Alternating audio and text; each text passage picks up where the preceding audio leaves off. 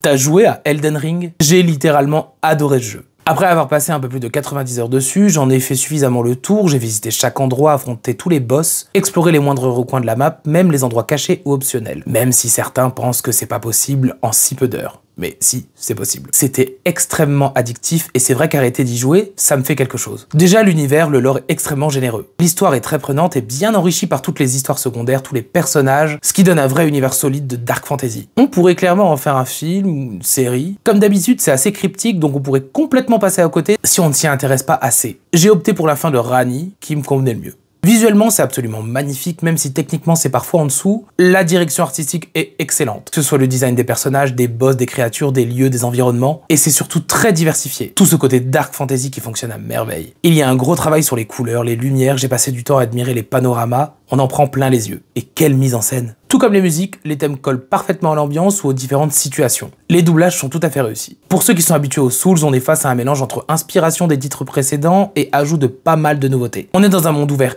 immense qu'on doit réellement explorer nous-mêmes sans vraies indications. Au début, on se dit qu'on va vite faire le tour de la map, mais plus on avance, plus on découvre de nouveaux lieux, de nouvelles régions, des endroits optionnels, des endroits cachés. Certains même ne sont disponibles que sous certaines conditions. L'exploration, c'est la clé du jeu et c'est très maîtrisé. Heureusement, notre monture va faciliter les trajets, tout comme les sites de grâce pour se téléporter. Avec aussi un level design aux petits oignons. On va forcément passer devant des monstres ou des boss impossibles à faire. Il suffit juste d'aller ailleurs pour évoluer. Allez visiter toute la région avant d'affronter le grand boss du coin, combattre chaque ennemi de la carte, faire tous les mini-donjons avec leurs mini-boss, ramasser chaque objet, arme, armure ou autre. Pour finalement aller au gros donjon comme dans les autres Souls et affronter le big boss du coin. L'exploration de chaque recoin est récompensée, du coup ça paraît moins difficile et ça rend le jeu très long. Oui, c'est exigeant, parfois on va battre un boss du premier coup et parfois il faudra recommencer des dizaines de fois, mais ce n'est pas si contraignant. Concernant le gameplay, on n'est clairement pas perdu. On s'habitue petit à petit à maîtriser son personnage, les attaques, les roulades, apprendre les patterns des boss, mais il y a tellement de subtilité. Chacun va créer son propre personnage et l'utiliser d'une manière unique. Plutôt magie, plutôt distance, plutôt bourrin, beaucoup de choix. Tout est fait pour qu'on adapte notre personnage à sa manière de jouer et ça c'est brillant. Perso, j'aime foncer dans le tas avec une énorme épée. Il y a tellement d'armes différentes, d'armures, etc. En plus des différents objets à s'équiper, d'incantations, la modification de notre équipement, le craft, les potions, les invocations. Tellement de choses à maîtriser pour que son personnage soit le meilleur.